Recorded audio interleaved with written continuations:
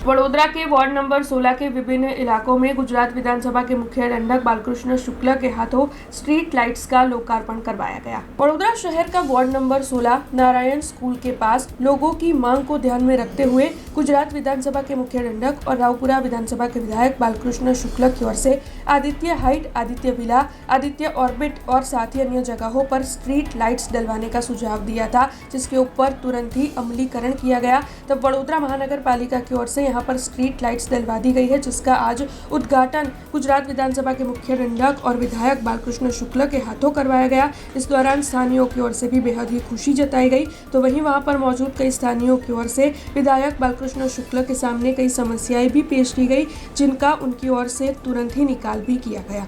खरेखर तो लोकार्पण आ शब्द पण गैरव्याजबी एटला माटे छे के आ एमना अधिकारनो विषय छे।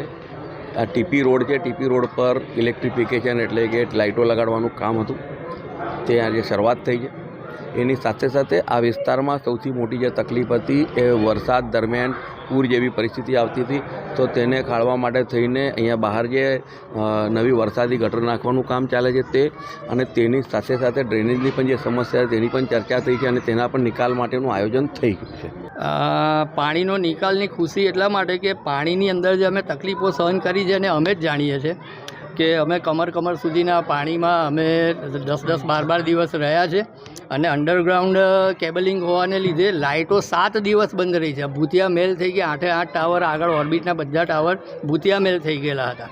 ત્યારે MDBCLએ એફિડેવિટ કરાવડાવ્યું ને એમાં નીચે અમારી સહી કરાવી હતી કે જો કોઈ જાનહાનિ થાય તો એની જવાબદારી અમારી રહેશે અને એ બધામાંથી પસાર થઈ અને આજે જ્યારે વરસાદી કાંસનું કામ પૂરું થઈ જવા રહ્યું છે એટલે એનો આનંદ તો ઘણો જ અમને આનંદ છે। જો એક સાચી રીતે કહું ને તો નાગરિક તરીકે પહેલાં તો અમે અમારી સુખાકારી શોધતા હોઈએ, તો એની અંદર કોઈ જગ્યાએ ભાજપ નથી આવતું કે કોઈ જગ્યાએ કોંગ્રેસ નથી આવતું કે અમને અમારી સુખાકારી ક્યાંથી પ્રાપ્ત થાય છે અને અમને જે માગ્યું હતું એ અમને મળ્યું છે।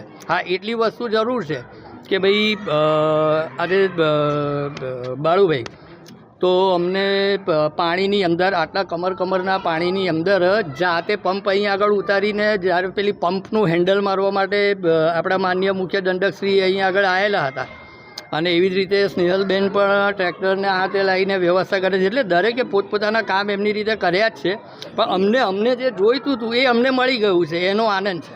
हमसे जुड़े रहने के लिए हमारे YouTube चैनल को सब्सक्राइब करें और नई वीडियो की नोटिफिकेशन के लिए बेल आइकॉन को दबाएं।